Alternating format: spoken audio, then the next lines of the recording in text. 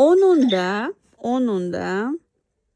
o'zi aslida I qo'shimchasi, lekin bu agarda uchinchi shaxs birlik bo'ladigan bo'lsa, si,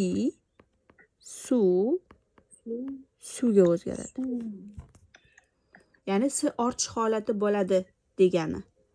O'ning araba unli bilan tugayapti. Unli bilan tugayapti, demak o'rtaga si ortadi. Araba si bo'ldi.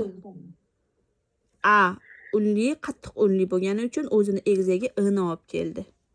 Uning gilami desam nima deyman? Hali I bo'lgani uchun si bo'ldi.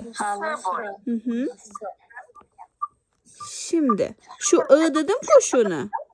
Agarda undosh bilan tugayotgan bo'lsa, I, Uga o'zgaradi degani. Masalan, telefon. O'ga qarayman bitta oldingisiga. Demak, nima bo'ladi? Shu to'rttadan bittasi onun telefonu. Evet, onun telefonu. Bilgisayar. Bilgisayar I bo'ladi. Undosh bilan tugayotgan paytda. Unli harflar bilan kelganda S'li qilib oladi. Undosh bilan kelganda esa faqatgina I, U da oladi. Tushunarli. Mana kapı. Unli bilan tugayapti. Kapısı.